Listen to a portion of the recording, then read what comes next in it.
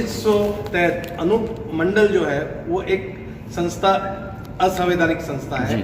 अनूप दास एक देशद्रोही था, वो सिरोही का था। उसको मेरे परदादाजी जो दीवान थे उन्होंने अरेस्ट किया था, और मैं 2018 में इनके टेंट सिरोही कलेक्टर और राजस्थान के चेयरमैन उनकी निरीक्षा में टेंट को ध्वस्त करके आया।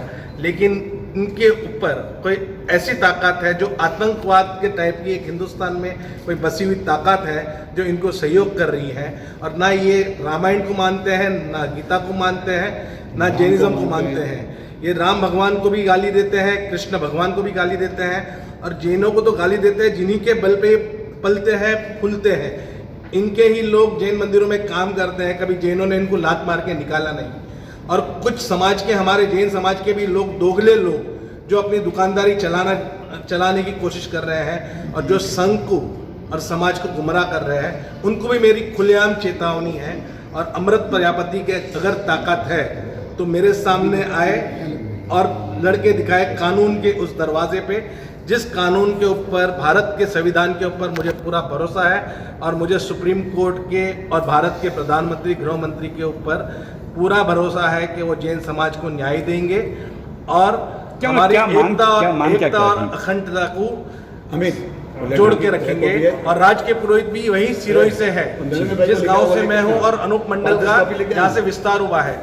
अनूप दास एक दोगला देशद्रोही था उस शासन के टाइम में, जिस टाइम में राजा महाराजाओं का शासन था, और उस टाइम में ये भी वही काम करता था जो टाइगर और साथ में उनके साथियों ने बम ब्लास्ट करने का काम किया था। सिरोही में ही वो ही काम करते थे। नहीं, ऐसी क्या बात है कि जैन लोगों को टारगेट किया गया, जबकि जैन लोगों को जलन क्या चीज ऐसी क्या है कि जैन लोग टारगेट किया गया, जैन लोग ही टारगेट हुए अनूप मंडल में? जो अनूप दास नाम के जो शख्स हुए वो ब्रिटिश फौज में सेकेंड वर्ल्ड वॉर में वो कम्युनिस्टों के संपर्क में आए, तो वो साम्यवादी हुए। साम्यवादी होकर वो वापस यहाँ आए ना, तो उस समय व्यापार एक ही कौम के हाथ में था, वो थे जैन। और उस समय की जो पद्धति थी, तो उन्होंने जो सोवियत रशिया से सीख के आए थे कि व्यापार का विरोध करना, व्यापारियों का विरोध करना, तो उस समय जैन ही थे। जो सिरोही, जालोर, पाली, उसमें अग्रवाल नहीं से जैसे बनियों में 3 लोग आते, जैन, अग्रवाल, महेश्वरी, खंडेरवाल। परंतु सिरोही, जालोर, पाली में सिर्फ जैन समाज का प्रभुत्व था, इसके लिए वो जैनों के विरोधी रहे। बाद में आज तो परिस्थितियाँ बदल गई है। आज तो पुरोहित, माली, श्रीमाली, चौधरी, सारे रबारी, सारे लोग व्यापारी हो गए।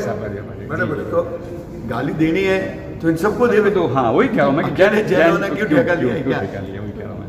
कहने का तात्पर्य क्या है, इसके पीछे जैसा भाई साहब ने बताया, राजनीति, कि चुनाव में राजनीति खेलते हैं, चुनाव में कमज़ोर लोग इनका फ़ायदा उठाते हैं, और धीरे धीरे जेलेसी करनी, और हेड और हवेली इनका घर, अरे भाई उसने मेहनत करके किया है, कर रहा है, फिर मुकेश अंबानी को गाली क्यों नहीं दे रहे?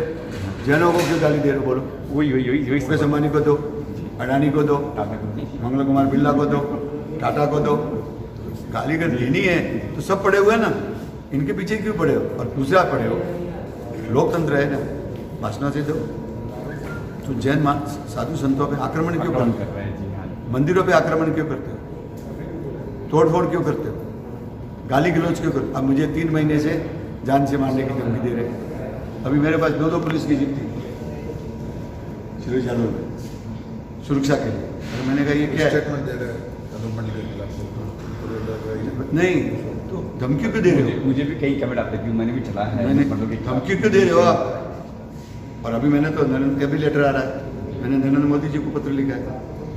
अब चौमासे में डर का वातावरण है, तो जहाँ जहाँ चौमासे है वहाँ सुरक्षा व्यवस्था होनी चाहिए। जो साधु संत विहार करते हैं वहाँ पर सिक्योरिटी देनी चाहिए। जो इस तरह के तत्व है उनको चेकबंदी करनी चाहिए। जो साहित्य है वो जब्त होना चाहिए। जो कार्यालय है वो बंद होने चाहिए। इसे होना चाहिए। मुंबई रफ्तार न्यूज़ की खबरें पसंद आने पर हमारे YouTube चैनल को सब्सक्राइब करें और लाइक करें।